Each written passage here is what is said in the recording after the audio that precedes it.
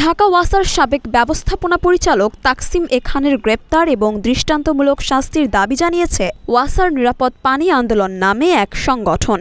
বৃহস্পতিবার ওয়াসা ভবনের সামনে আয়োজিত এক অবস্থান কর্মসূচিতে এ দাবি জানানো হয়। সংগঠনটির সদস্য মিজানুর রহমান বলেন, আমরা শুনতে পেলাম যে ওয়াসার এমডি সাহেব পদত্যাগ করেছেন অথবা তাকে অপসারণ করা হয়েছে। বাংলাদেশে সবচেয়ে আলোচিত কয়েকটা বিষয় ছিল, তার মধ্যে ওয়াসার এমডির নানা কীর্তিকাণ্ড ছিল এবং আমরা দেখতে পেলাম সব শেষের দিকে ওনার এই পদত্যাগ অথবা ওনাকে বহিষ্কার। এটাই আমরা বুঝি যে তার অবস্থানটা বেশ শক্ত, এখনো শক্ত। এবং আমাদের যেই অবস্থা আমরা আজকে দেখলাম যে তাদেরকে অপসারণ অথবা বহিষ্কার করা অথবা সে পদত্যাগ, এইটা দিয়ে ওয়াসার সংকটের সমাধান তো হবে না। তার বিরুদ্ধে যেই অভিযোগ আছে এই অভিযোগের আমরা স্বচ্ছ এবং একটা গ্রহণযোগ্য তদন্ত চাই। এগুলো করতে হলে তাকে গ্রেপ্তার করতে হবে, কারণ আমরা জানছি যে অনেকে পালিয়ে যাচ্ছে।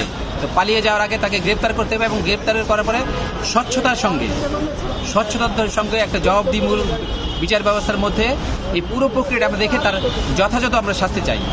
এই জন্য চাই কারণ ওয়াসার সাথে হচ্ছে কোটি কোটি মানুষের জীবন সম্পর্কিত।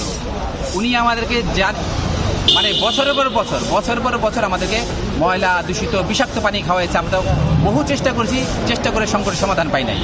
এইরকম একজন মানুষ যে এত বড় অপরাধ করেছে, পানির মতো তাদের গুরুত্বপূর্ণ বিষয়কে যে গুরুত্ব না দিয়ে বরঞ্চ উল্টা কাজ করেছে এবং পানির দাম যে আজকে বেড়েছে তার অন্যতম দায়ী তারা। আগামী শনিবারের মধ্যে দাবি পূরণ না হলে রোববার থেকে লাগাতার অবস্থান কর্মসূচি গ্রহণ করা হবে বলেও জানান তিনি।